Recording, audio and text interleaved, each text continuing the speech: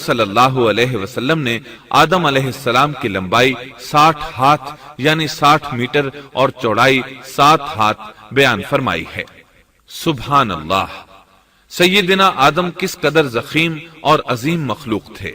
صحیح مسلم اور مسند احمد کی روایت میں ہے، اللہ نے آدم کو پیدا کیا تو اسے اپنی منشا کے مطابق کچھ عرصہ ڈھانچے کی صورت میں چھوڑے رکھا۔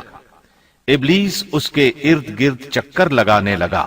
اس نے دیکھا کہ وہ پیٹ والا ہے۔ وہ سمجھ گیا کہ یہ مخلوق اپنے آپ پر کنٹرول نہیں کر سکے گی۔ اس حدیث سے معلوم ہوتا ہے کہ انسانوں کی طرح جنات کا پیٹ نہیں ہے، صرف انسان ایسا ہے جس کا اندر والا حصہ کھوکھلا ہے۔ بہرحال اللہ نے انسان کو اس شکل و صورت میں پیدا فرمایا۔ آدم 40 راتیں مجسمے کی صورت میں پڑے رہے۔ جسم موجود تھا لیکن روح نہیں تھی۔ ابلیس آتا، اس ڈھانچے کو ٹھوکر لگاتا تو جسم سے ایسی آواز نکلتی جیسے خالی مٹکے پر ہاتھ مارنے سے نکلتی ہے۔ اسی لیے اللہ نے بھی فرمایا ہے کہ وہ کھنکھناتی مٹی سے پیدا کیے گئے۔ آدم علیہ السلام میں روح ڈالنے سے پہلے ایک مرتبہ فرشتوں کا ان کے پاس سے گزر ہوا تو وہ کچھ گھبرا سے گئے۔ ابلیس کو تو بہت زیادہ گھبراہٹ کا سامنا کرنا پڑا۔ وہ گزرتے ہوئے ٹھوکر مارتا اور کہتا، تجھے کسی خاص مقصد کے لیے پیدا کیا گیا ہے۔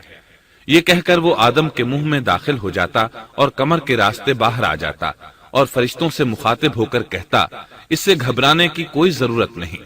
اگر مجھے اس پر مسلط کر دیا گیا تو میں یقیناً اسے ہلاکت میں ڈال دوں گا، اور اگر اسے مجھ پر مسلط کر دیا گیا تو بلا شبہ میں اس کی نافرمانی کروں گا۔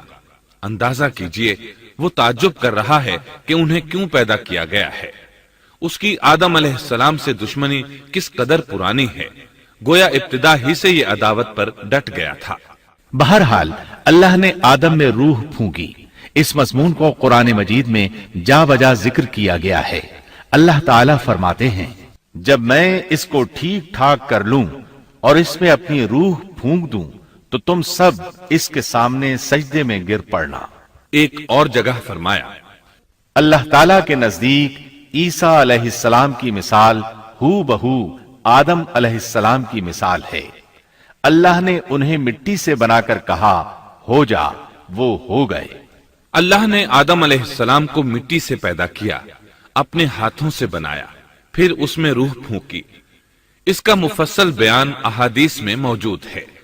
جب ان میں روح پھونکی گئی اور ابتدا میں روح جیسے ہی سر کے اندر داخل ہوئی، آدم علیہ السلام کو چھینک آ گئی۔ فرشتوں نے آدم علیہ السلام سے کہا، الحمدللہ کہیے۔ انہوں نے کہہ دیا۔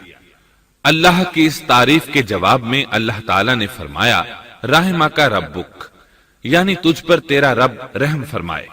سبحان اللہ! اللہ ذوالجلال والاکرام نے آدم علیہ السلام میں روح مکمل ہونے سے پہلے ہی انہیں اپنی رحمت سے سرفراز فرما دیا۔ بہرحال جب روح ان کی آنکھوں میں داخل ہوئی اور انہوں نے جنت کے پھلوں کو دیکھا تو ان میں غور و فکر کرنے لگے۔ جب روح پیٹ میں داخل ہوئی تو کھانے کی طلب محسوس ہوئی۔ ابھی روح ٹانگوں تک پہنچی نہیں اور کھانے کی خواہش پہلے ہی محسوس ہونے لگی۔ اس جلد بازی اور عجلت کی وجہ سے اللہ تعالیٰ نے فرمایا، انسان جلد باز مخلوق ہے۔ جب آدم علیہ السلام کو پیدا کر دیا گیا تو اللہ تعالیٰ نے ان کی پشت پر ہاتھ پھیرا۔ ہاتھ پھیرتے ہی ان کی پشت سے قیامت تک پیدا ہونے والے انسان باہر نکل آئے۔ آدم کی تمام اولاد ان کے سامنے ظاہر ہو گئی، اور یہ بات نہایت وضاحت اور صراحت کے ساتھ قرآن مجید اور احادیث مبارکہ میں موجود ہے۔ مسلم بن یسار رحمت اللہ علیہ بیان کرتے ہیں کہ سیدنا عمر بن خطاب رضی اللہ عنہ سے کسی نے اس آیت کریمہ کے بارے میں پوچھا، اور جب آپ کے رب نے اولاد آدم کی پشت سے ان کی اولاد کو نکالا اور ان سے انہی کے بارے میں اقرار لیا کہ کیا میں تمہارا رب نہیں، سب نے جواب دیا، ہاں کیوں نہیں، ہم سب گواہ بنتے ہیں، تاکہ تم لوگ قیامت کے روز یوں نہ کہو ہم تو اس سے محض بے خبر تھے، یا یوں کہو کہ پہلے پہلے شرک تو ہمارے بڑوں نے کیا اور ہم ان کے بعد ان کی نسل میں ہوئے، لہذا کیا تو ان غلط راہ والوں کے فعل پر ہمیں ہلاکت میں ڈالے گا۔ سیدنا عمر رضی اللہ عنہ نے اس شخص کے سوال کے جواب میں فرمایا،